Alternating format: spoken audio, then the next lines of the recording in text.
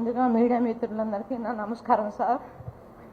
మా బాబు 368వ ర్యాంకు సాధించాడు. ఎన్నో పోటీ పరీక్షలకు పాల్గొన్నాడు. అన్ని దగ్గరకు వచ్చి నోటి కాడికి వచ్చి ముద్ద నోటి దగ్గరకు వచ్చి పోయినా కూడా బాబు డిసప్పాయింట్ కాలేదు. అమ్మ నేను గ్రూప్ 1 ఆఫీసర్ని ఖచ్చితంగా అవుతా అమ్మ అని. బాబు తండ్రి లేడు, నేను నా చిన్న కొడుకు ఇద్దరం కష్టపడి పిల్లల్ని పోషించుకున్నాను సార్.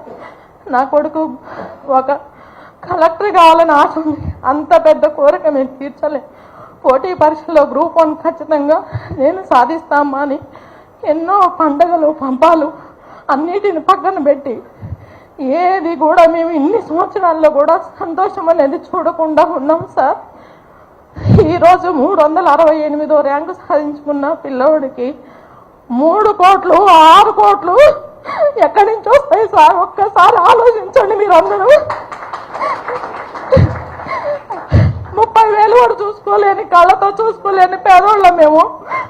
3 కోట్లు 6 కోట్లు ఎక్కడి నుంచి తెచ్చిస్తాం సార్? ఈ పిల్లల భవిష్యత్తు ఎటు తీసుకుపోతారు?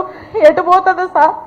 ఈ టీవీలు చూస్తుంటే, ఈ వాట్సాప్లో చూస్తుంటే భయం అవుతుంది సార్. తండ్రి కోల్పోయిండు, నా బాబుకి నేను కూడా దూరం అయిపోతున్నా అన్నంత ఆవేదన ఉంది సార్. దయచేసి ఎక్కడైనా మేము 10 రూపాయల బిళ్ళ ఈ ప్రభుత్వంలో పెట్టి ఉంటే నా పిల్లోడికి జాబ్ వద్దు సార్. అందరినీ దయచేసి పేరు పేరు నమస్కారం చేస్తున్నా సార్. ఇది నా తల్లిగా నా వేదన సార్. నా కుటుంబంలో ఈరోజు కష్టపడి తండ్రి లేకపోయినా పిల్లల్ని ప్రయోజకులు చేసిందని గర్వంగా చూసిన వాళ్ళందరూ ఈరోజు పోస్టులు అమ్ముకున్నారు. 3 కోట్లు 6 కోట్లకు అమ్ముడు పోయించి అంటే దారిలో తలెత్తుకొని తిరగలేకపోతున్నా సార్. నేను చిన్న స్కూల్లో, హై స్కూల్లో చిన్న పార్ట్ టైం ఉద్యోగం చేసుకుంటూ బతుకుతున్నాను సార్. నేను ఒక 11,700 జీతంతో తీసుకుని బతుకుతున్నాను. ఈరోజు నా కొడుకు గ్రూప్ 4 కూడా సాధించిండు.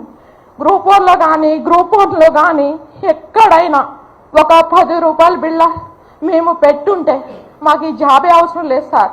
మేమందరం కూడా, మీ ముగ్గురం, మా తల్లి కొడుకులు ఇద్దరం చనిపోవడానికి కూడా సిద్ధమే ఇది కనుక ప్రూఫ్ చేస్తే. ఇది మాత్రం పచ్చి అబద్ధం సార్. కష్టపడి రూమ్లో కూర్చొని, అశోక్ నగరంలో కూర్చొని తిని తినక ఆ వేడి నీళ్ళు టీ తాగి పిల్లగాడు పుస్తకాల పురుగయ్యి ఎక్కడ చూసినా ఇంట్లోకి ఈరోజు మీడియా మిత్రులు వచ్చినా కూడా కనపడుతుంది సార్. నా ఇంటి నిండా, నా షెల్ఫ్ల నిండా నా పిల్లోడు చదివిన బుక్సే ఉన్నాయి తప్ప ఇంకేం లేవు సార్. ఇలా తల్లిదండ్రులు లేని పిల్లలు ఎంతో మంది ఉన్నారు. వాళ్ళని మనం శోభ గురి కానికండి సార్. నాకు పెద్దగా తెలియదు, మాట్లాడటం రాదు.